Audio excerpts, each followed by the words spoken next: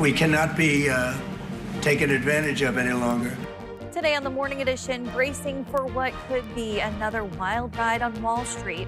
While here at home, $1 billion blow to Alaska's biggest piggy bank, what the permanent fund plunge could mean for your dividend. Plus, questions over citizenship. 10 people locked up accused of voter fraud in Whittier. Why troopers went door to door and what one suspect says happened. And later. I never thought I would see him again. A reunion 5 years in the making. A long-lost Yorkie turns up in the most unexpected place. The surprising and heartwarming reunion as the Morning Edition starts now. Good Tuesday morning, everyone. Thanks for waking up with us today. And just like that, winter. I mean, we have seen a pretty healthy dumping of some snow yesterday. Of course, waking up this morning as you get out on those roadways, seeing those roads becoming a bit more on the wetter side. You'll still encounter some of those slick conditions.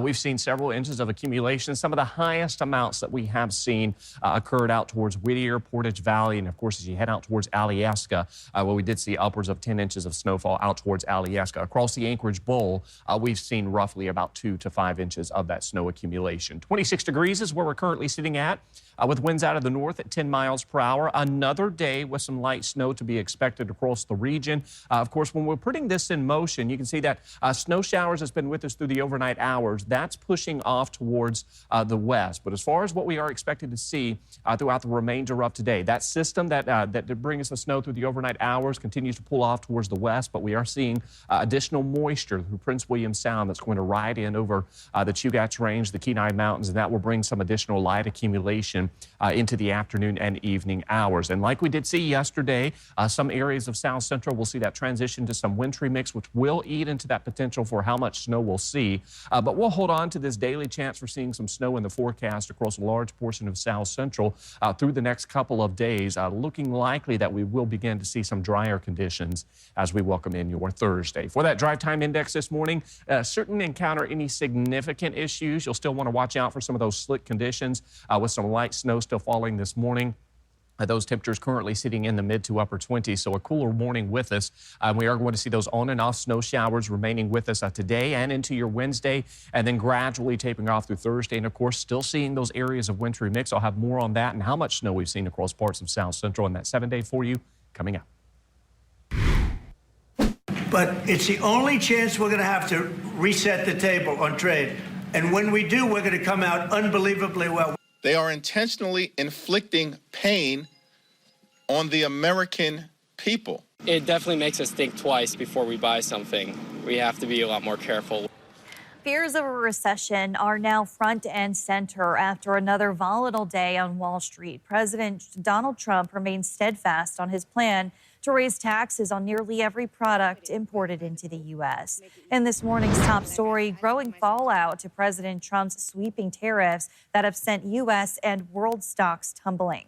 World leaders are scrambling to negotiate ahead of tomorrow's deadline. Naomi Ruckham has the latest on the volatile markets.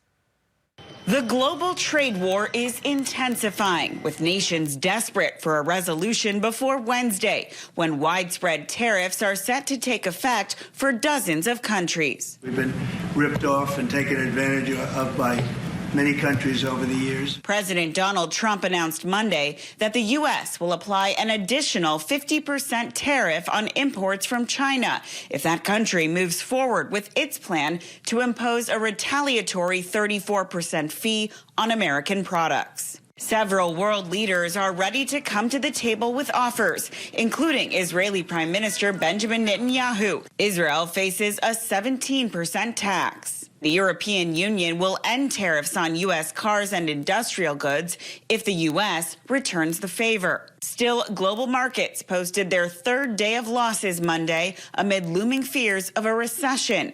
The owners of this toy store in New Jersey had to dip into their savings to get ahead of the possible downturn. It feels right now that small businesses are being abandoned. Powerful investors and average Americans alike on edge ahead of Wednesday's tariff deadline.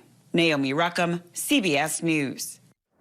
The Alaska Permanent Fund took a multi-billion-dollar hit during last week's stock market crash, impacting the main source of money for state services and your dividend. According to the Alaska Beacon, the fund's value dropped $2 billion in just 3 days, from $81.7 to $79.7 billion.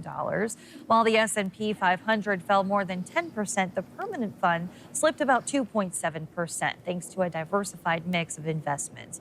But with $3.9 billion set to be transferred into the state budget this summer, every Alaskan has a stake in what happens next. Alaska oil prices are dropping again, and that has lawmakers watching closely as they work on the state budget.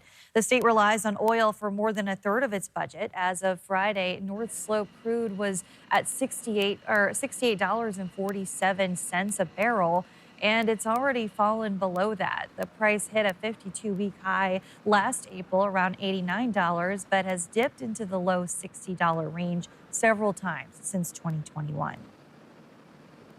Alaska North Slope crude, which is what our oil tax is based on, is under 70. It was $90 a year ago. It was $80 at the beginning of the year. It is not doing well.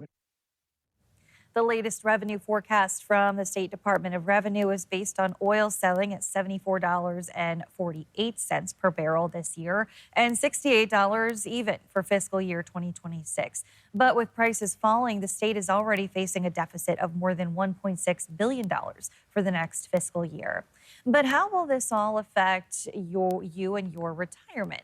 Our in-depth Alaska podcast, we spoke to local financial advisor Al Biss on the fallout of the market drop, taxes, and tariffs. Listen to our full discussion wherever you listen to podcasts. Turning now to Capitol coverage, a new House bill could make financial literacy a graduation requirement for Alaska high school students. The bill introduced last week calls for a school-provided program to teach basic financial skills. Right now, only a few districts like Anchorage and Haines require it, but there's no statewide standard. Financial literacy is perhaps one of the most important things that you can know. It's like health education. If you can take care of your finances, understand finances, avoid financial pitfalls, you can set yourself up for a successful financial future.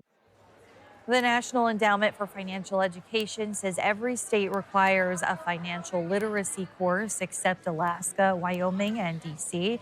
An amendment deadline for House Bill 90 is tomorrow. After that, the bill is expected to move to House Finance, where the public can weigh in once again. This morning, 10 American Samoan residents of Whittier are facing charges including voter misconduct and perjury. The suspects are all U.S. nationals, but not U.S. citizens. Court documents show the case dates back to 2020, with troopers investigating claims of non-citizens voting in local elections. One suspect, Michael Peace, says he's been advised not to comment further. Alaska's news source first reported on the case in October, after Peace's family claimed troopers came to Whittier in September, knocking on doors and asking about their citizenship. They pulled out a picture, had my face on it, and they said they're looking for me, and they wanted to ask some questions about my immigration status, if I'm a citizen or...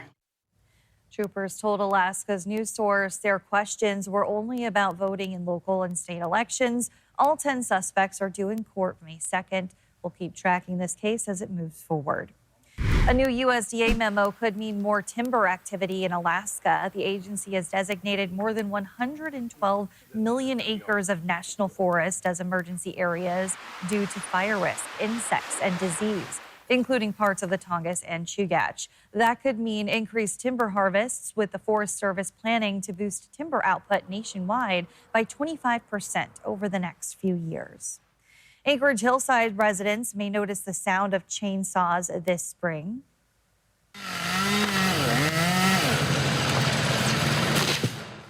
Chugach Electric is removing trees from utility easements, including some that run through backyards. The work is expected to continue for the next 3 months as crews clear space to protect power lines.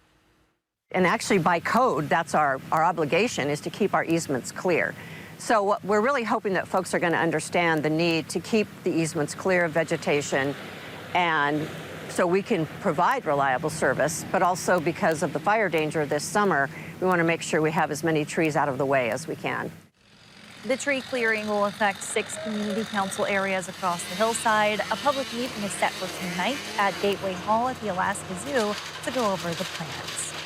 An update on a story we've been following in Juneau. Jackie, a dog rescued from California wildfires, has been on the loose for nearly 2 months. Animal Control says she was spotted several times over the weekend, but still hasn't been caught. She escaped shortly after arriving in Alaska and has been dodging traps and food ever since. When we come back, teachers and staff in Fairbanks just got a big thank you. How 6 local businesses came together to donate $500,000 to support school employees, and why one business owner hopes it's just the beginning. Some additional light snow expected for inland areas of South Central with an outside chance we'll see some wintry mix. I'll have more on that and how much snow we've seen. But first, sunrise, 6:59 in Anchorage, 6:04 in Juneau. Your full forecast is next. This morning in the Philippines, one of the country's most active volcanoes erupted, sending a massive ash plume more than 2 miles in the sky. Mount Canlaon blew just after sunrise on Negros Island, triggering health concerns as ash falls hit nearby villages. Officials have raised the alert to level 3, though so far no injuries have been reported. Look at that video, Aaron.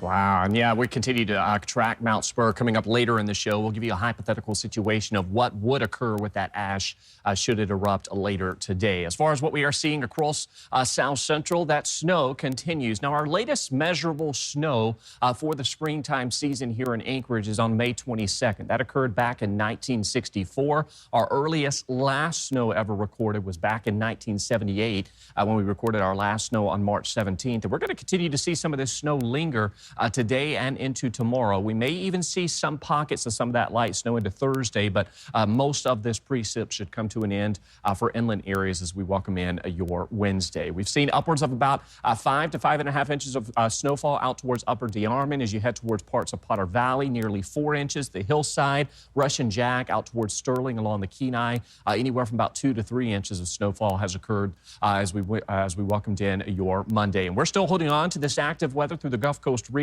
We're also seeing this area of low pressure that's sweeping to the southeast through southwest Alaska, and that's leading to some light snow accumulation this morning from Bethel out towards King Salmon, Dillingham, where we could see some amounts of about 1 to 3 inches of that snowfall to be expected. So active weather remaining with us in the Gulf Coast region. That's keeping that flow, pulling in plenty of moisture for both South Central as well as Southeast. So while South Central continues to hold on to that winter weather, areas out towards Southeast largely seeing ongoing widespread rain, and that will be the case for the foreseeable future. You can see that band of some snow pushing inland later this afternoon into the evening hours, and we will see some pockets of some wintry mix, primarily, though, expected to see light snow for most locations, inland areas, and that's where we'll pick up an additional few inches of that snow accumulation into the evening hours. We'll not see anything like the amount of snow that we did see yesterday, but we could see some additional light accumulation today, and then you can see how this activity continues into your Wednesday and Thursday before gradually tapering off. Now, looking out towards southeast in terms of that rainfall, you can see here over the next couple of days, not talking about any heavy activity, but we will see persistent, steady rainfall, which will amount to about 1 inch or so of that rain accumulation as we welcome in your Thursday. Temperatures today still remaining fairly mild in the upper 40s and lower 50s for the Panhandle. Still wet and breezy, though, as we welcome in the afternoon hours, and you can see across South Central, areas of snow and rain will continue. Those temperatures in the 30s and the 40s. We'll see a slow warming trend throughout the week, and of course some coastal winds will continue to remain in the forecast.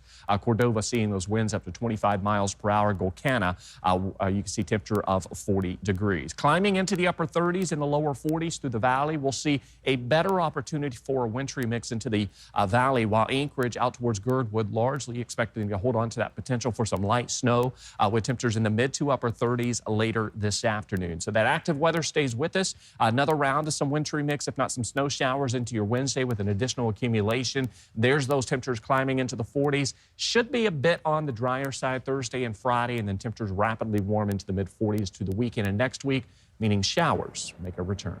All right, thanks, Aaron. And of course, don't forget to download the Alaska's Weather Source weather app. It keeps you ahead of any significant weather changes.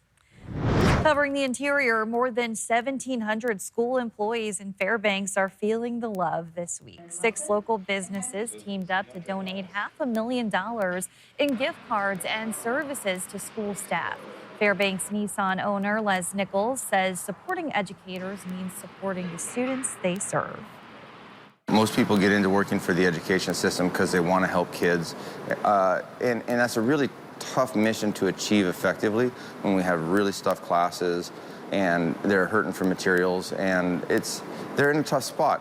And when you're in a job like that where you could use a little more support in terms of materials and in terms of manpower, I think it's important that we don't forget to say thank you for dealing with less than perfect circumstances.